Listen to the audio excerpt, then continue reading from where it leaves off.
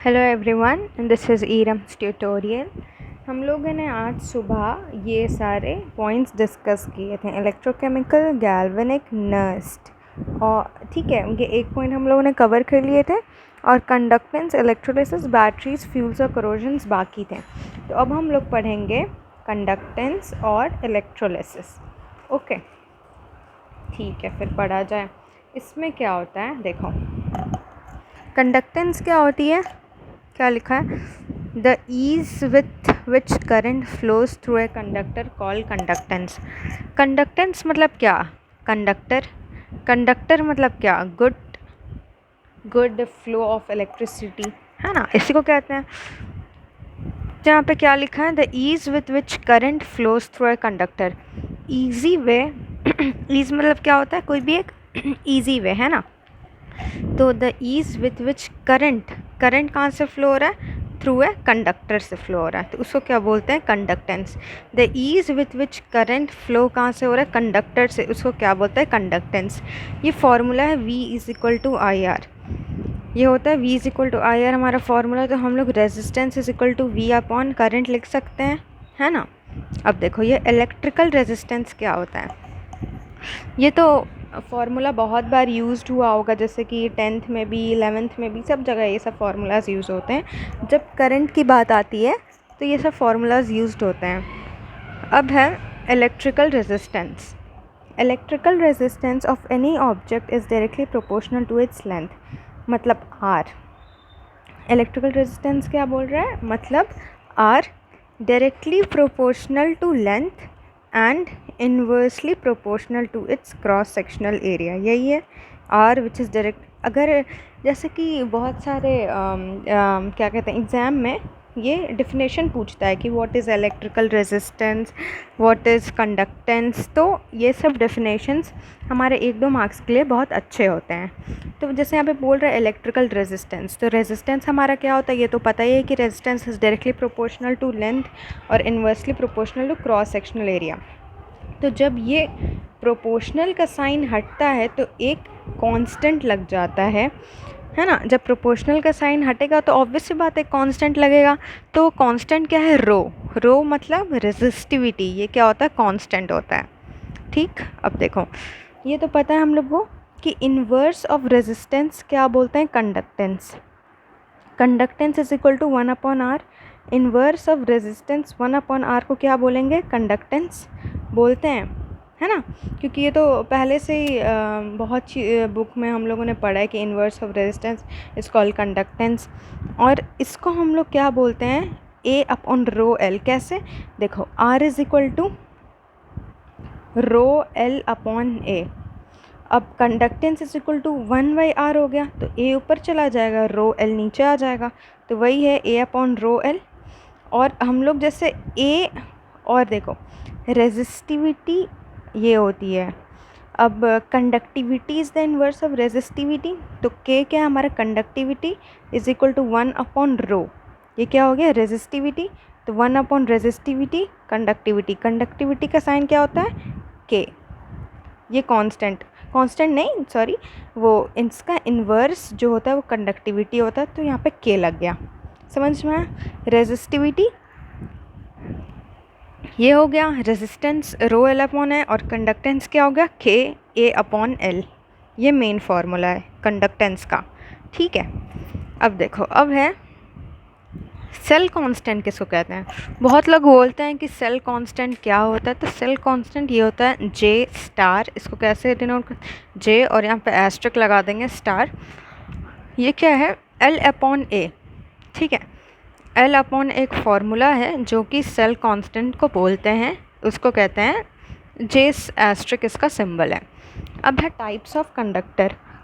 कितने तरीके के कंडक्टर होते हैं, एक है मेटलिक कंडक्टर, फिर है इलेक्ट्रोलिटिक कंडक्टर, है ना। बस 2 तरीके के कंडक्टर होते हैं, एक है मेटलिक, एक है इलेक्ट्रोलिटिक। मेटलिक मतलब MC कर सकते हैं इसको।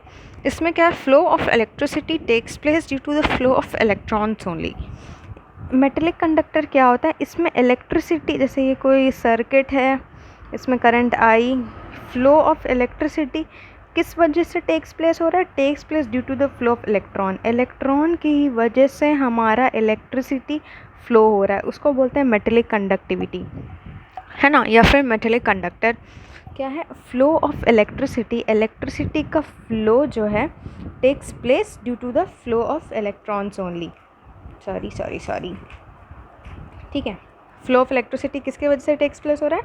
Due to the flow of electron. लेकिन यही चीज़ इसके सिमिलर में देखो क्या है, इलेक्ट्रोलिटिक कंडक्टर क्या है? Flow of electricity takes place due to the flow of ions.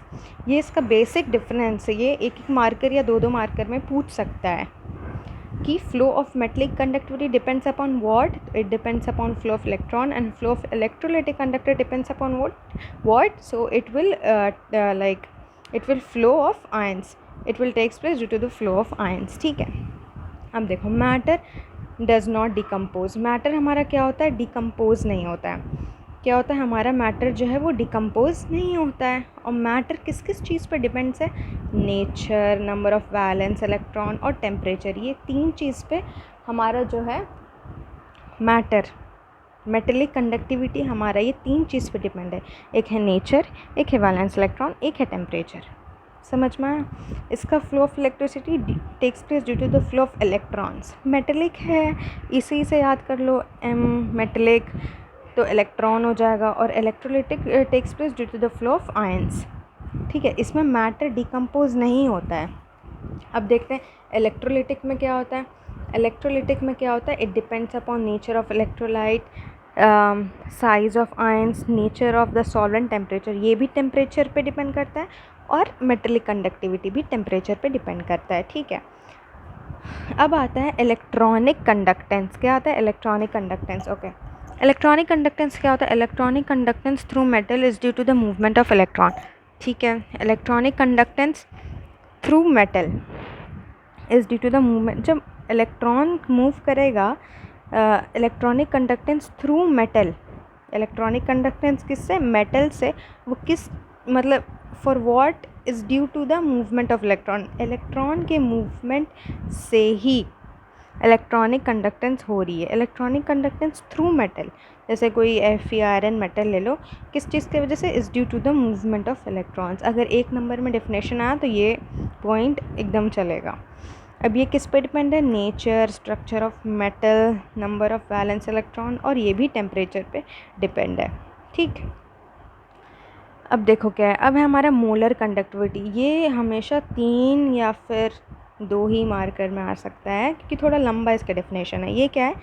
Defined as the conductance of that volume of solution which contains 1 mole of electrolyte such that entire solution becomes such that the entire solution is in between 2 electrodes kept 1 centimeter apart and have large cross sectional area। ये क्या बोल रहा है?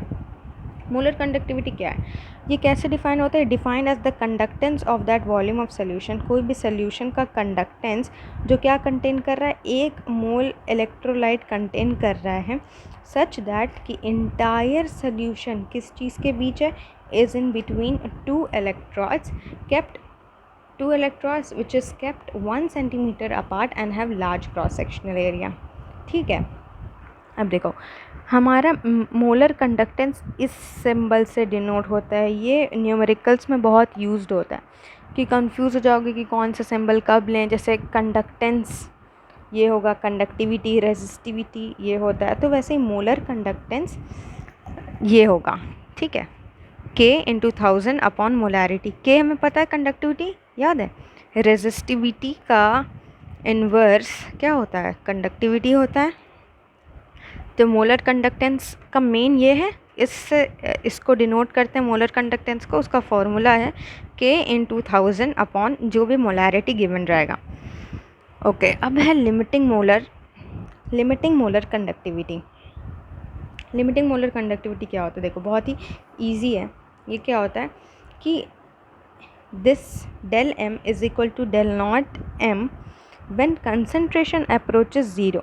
ये देखो, जब concentration approach क्या हो रहा है? 0 पे, तो molar conductivity reaches a limiting molar conductivity, है ना। जैसे ये this thing is equal to this thing ये बोल रहा है। तो यहाँ पर ये क्या बोल रहा है कि जब कंसंट्रेशन हमारा अप्रोच हो रहा है ज़ीरो पर, तो हमारा मोलर कंडक्टिविटी कौन सा पॉइंट रीच कर जा रहा है, लिमिटिंग वैल्यू। तो उसको क्या बोलते हैं, लिमिटिंग मोलर कंडक्टिविटी।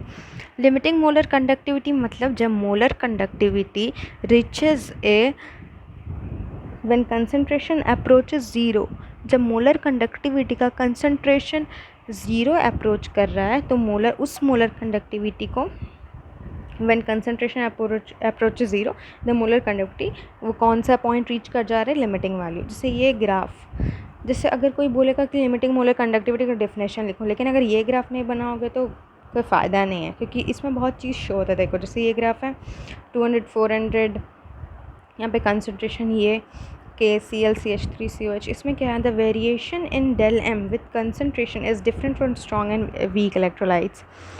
वेरिएशन किस चीज़ में, वेरिएशन डेल एम में, किस चीज़ में वेरिएशन, डेल एम में वेरिएशन विथ कंसंट्रेशन, वो क्या है, वो डिफरेंट है फॉर स्ट्रॉन्ग और वीक इलेक्ट्रोलाइट्स। ये KCl जो है हमेशा हमारा स्ट्रॉन्ग इलेक्ट्रोलाइट्स है और CH3COH हमारा क्या है, वीक इलेक्ट्रोलाइट्स है। ठीक है, ये लिमिटिंग मोलर कंडक्टिविटी समझ में आ गया, इसका ये डेफिनेशन है और ये ग्राफ बनाना ज़रूरी है। और इसमें ये बताना ज़रूरी है कि कौन स्ट्रॉन्ग इलेक्ट्रोलाइट्स है और कौन वीक इलेक्ट्रोलाइट्स है।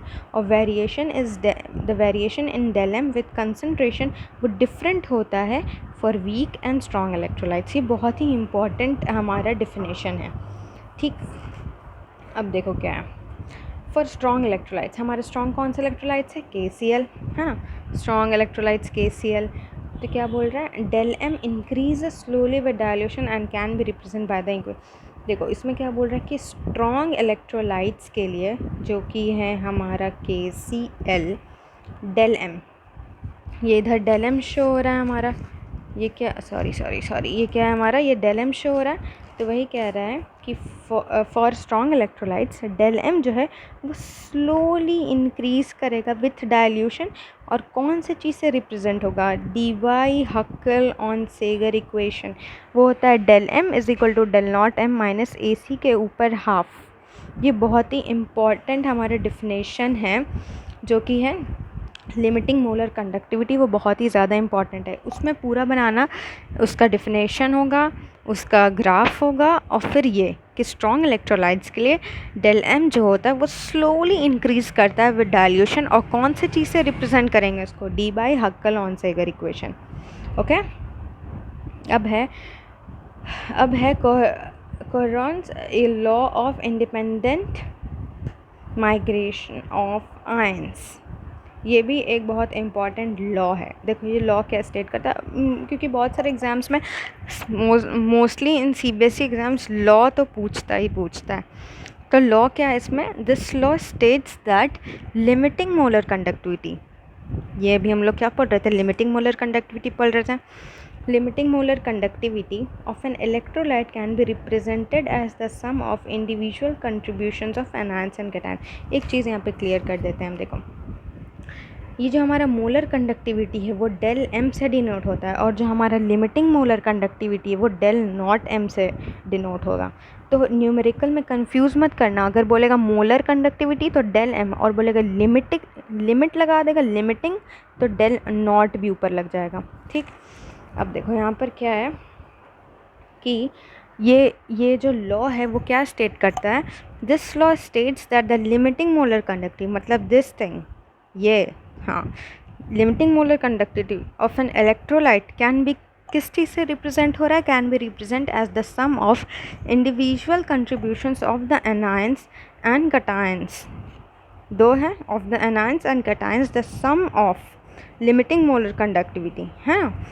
तो ये और ये है क्या है, और the limiting molar conductivity of anion and cation, ये हमारा एनायन, ये हमारा कैटायन, और ये और ये क्या है, नंबर ऑफ कैटायन और एनायन, नंबर ऑफ कैटायन और एनायन है। तो वही इसमें बोल रहा है कि ये जो लॉ है वो क्या स्टेट करता है, लिमिटिंग मोलर कंडक्टिविटी स्टेट करता है, state that the limiting molar conductivity of an electrolyte can be represented as the sum of individual contributions of cations and anions. ये क्या हो गया हमारा, कंडक्टिविटी ऑफ एनायन हो गया, और ये क्या हो गया हमारा, नंबर ऑफ एनायन हो गया। तो वही कह रहा है, sum represent as the individual contributions of anion and cation. ये लॉ बहुत ही इंपॉर्टेंट है, और ये फार्मूला तो दिखाना बहुत ही इंपॉर्टेंट, क्योंकि ये लॉ इसी फार्मूला के हिसाब से लिखा है ना, limiting molar conductivity of an electro can be represent as the sum, बीच में ये क्या हमारा प्लस का साइन है। तो ये लॉ अगर हम लोग लिख रहे हैं तो ये फार्मूला दिखाना बहुत ज़रूरी है, और ये जो दो चीज़ दिखा देना, क्योंकि ये बताएगा कि ये किस चीज़ को डिनोट कर रहा है, ये किस चीज़ को डिनोट कर रहा है, इसलिए। ठीक है, अब हमारा एक और आता है, वो है डिग्री ऑफ डिसोसिएशन। ये भी बहुत इंपॉर्टेंट है। देखो, हाँ, डिग्री ऑफ डिसोसिएशन क्या होता है, अल्फ़ा। डिग्री मतलब क्या हो गया, alpha is equal to del C M upon del not M. ये क्या है, मोलर कंडक्टिविटी, ये क्या है, लिमिटिंग मोलर कंडक्टिविटी, पहले बताए थे।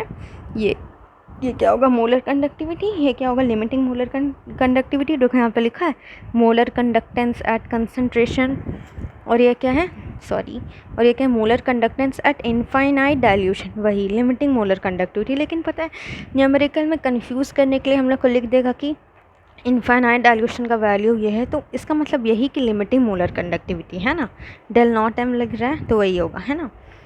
तो डिग्री ऑफ डिसोसिएशन का फॉर्मूला ये है, molar conductance upon molar conductance eight infinite dilution, यही लिखना।